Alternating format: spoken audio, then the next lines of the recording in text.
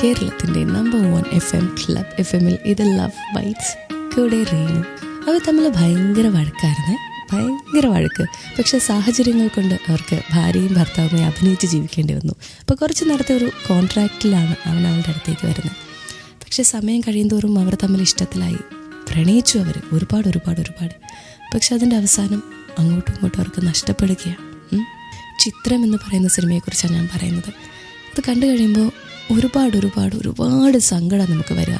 മോഹൻലാലിൻ്റെ പാസ്റ്റ്, പക്ഷെ പിന്നെ അവനെ ജീവിക്കാനുള്ള ആഗ്രഹം, രണ്ടുപേരും ഒന്നാവാൻ അവർ ആഗ്രഹിക്കുന്നത്, എല്ലാം അതിലുണ്ട്. പക്ഷേ അവസാനം രണ്ടുപേർക്ക് നഷ്ടപ്പെടുക, ഈ പ്രണയങ്ങൾ നഷ്ടപ്പെടുന്നത് കാണുന്നത് സിനിമയിലാണെങ്കിൽ പോലും എന്തൊരു സങ്കടമാണ്. കാരണം നമ്മൾ അവരുടെ കൂടെ ജീവിക്കുക, അവർ നമ്മുടെ ആരൊക്കെയോ ആണെന്ന് നമുക്ക് തോന്നി, അങ്ങനെയാണത് മുന്നോട്ട് പോയിക്കൊണ്ടിരിക്കുന്നത്.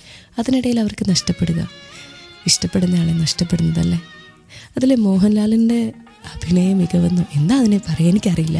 ആ സിനിമ കണ്ടു കഴിഞ്ഞപ്പോൾ തോന്നി അങ്ങനെ പാടില്ല, ഒരു സിനിമയാണെന്നെല്ലാം അറിയാം, പക്ഷേ അത് ആക്സെപ്റ്റ് ചെയ്യാൻ പറ്റുന്നില്ല.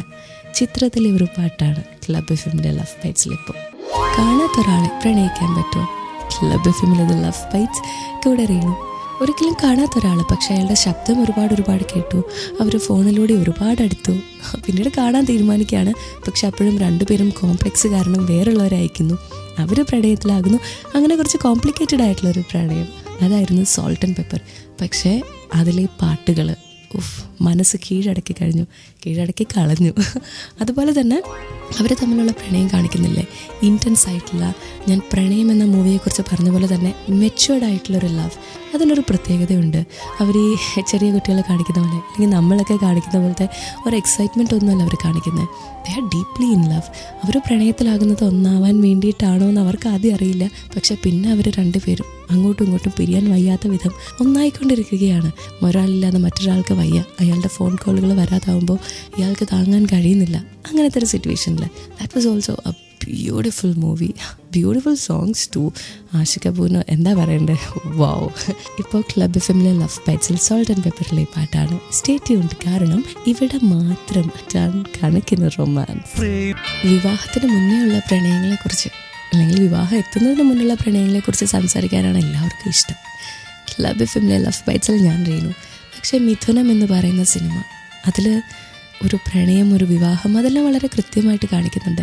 നമ്മളൊക്കെ വിചാരിക്കും പ്രണയിച്ച് കല്യാണം കഴിച്ചു, പിന്നെ അവിടെ എല്ലാ പ്രശ്നങ്ങളും തീർന്നല്ലോ എന്നൊക്കെ. ഉർവശി ഒരുപാട് പ്രണയിക്കുന്നുണ്ട് മോഹൻലാലിനെ. അതുപോലെ മോഹൻലാലിന് ഒരുപാട് ഇഷ്ടമാണ് ഉർവശിയെ. പക്ഷെ കല്യാണം കഴിച്ച് കഴിയുമ്പോഴാണ് നമ്മൾ ചുറ്റുമുള്ള പലതിലോട്ടും അഡ്ജസ്റ്റ് ചെയ്യേണ്ടി വരുന്നത്. അതുവരെ നമ്മൾ രണ്ടുപേരും മാത്രമായിരുന്നു. പിന്നെ ഒരു കുടുംബത്തിലോട്ടെത്തി, വേറൊരു രീതിയിലേക്കായി. ആ സമയത്ത് അവൾക്ക് മോഹൻലാലിനോടുള്ള ഓവർ പൊസസീവ്നെസ്, ഏത് പെണ്ണിനും തോന്നുന്ന പോലെ തന്നെ അവനെ സ്വന്തമായി കിട്ടണമെന്ന് തോന്നുന്നത്. പക്ഷേ അവൻ്റെ ജീവിത തിരക്കുകൾക്കിടയിൽ, പ്രശ്നങ്ങൾക്കിടയിൽ അവനത് മനസ്സിലാകാതെ പോകുന്നത്. അങ്ങനത്തെ ഒരുപാട് റിയാലിറ്റീസ് കാണിച്ച ഒരു സിനിമയാണ്. പക്ഷേ ഇൻറ്റൻസ് ആയിട്ടുള്ളൊരു പ്രണയം അതിന് നടുക്കുമുണ്ടായിരുന്നു, അതിന് ചുറ്റുമുണ്ടായിരുന്നു. അതുകൊണ്ട് എനിക്ക് ഒത്തിരി ഇഷ്ടമുള്ള സിനിമകളുടെ കൂട്ടത്തിൽ ഞാൻ മിഥുനത്തിനെ ആഡ് ചെയ്തിരിക്കുക. ഇപ്പോൾ മിഥുനത്തിലെ ഒരു പാട്ട്. Stay tune to love bytes on club FM with Reenu. ഇവിടെ മാത്രം കണക്കിന് റൊമാൻസ്. പക്ഷേ ക്ലബ് FM-ലെ ലവ് ബൈറ്റ്സിൽ ഞാൻ റീനു. നമ്മൾ പറഞ്ഞുകൊണ്ടിരുന്ന റൊമാൻറ്റിക് മൂവീസ്, എനിക്കിഷ്ടമുള്ള റൊമാൻറ്റിക് മൂവീസ്, അതിൽ ഞാൻ ഇനി പ്രിഫറൻസ് കൊടുക്കുക പക്ഷേ എന്ന് പറയുന്ന സിനിമയ്ക്ക്. എന്തോരം അത് കണ്ടിട്ട് സങ്കടം ഉണ്ടായെന്ന് പറയാൻ പറ്റില്ല. കാരണം മോഹൻലാലും ശോഭനയും ഒന്നാവാൻ വേണ്ടി നടന്നവരാണ്. പക്ഷെ ആ പ്രണയം ഓരോ ത്യാഗം ചെയ്തു.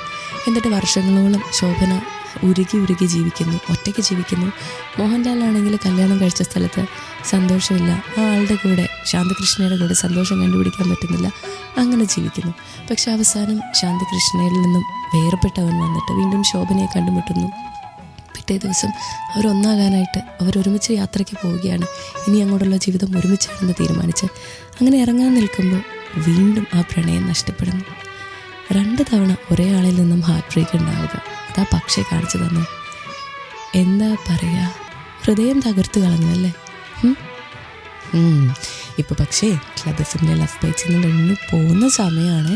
തിരിച്ചു വരും തിങ്കളാഴ്ച. Till then, you all keep loving and stay addicted to love bites with Reenu. ഇത് ക്ലബ് FM. ഇവിടെ മാത്രം കണക്കിന് റൊമാൻസ്.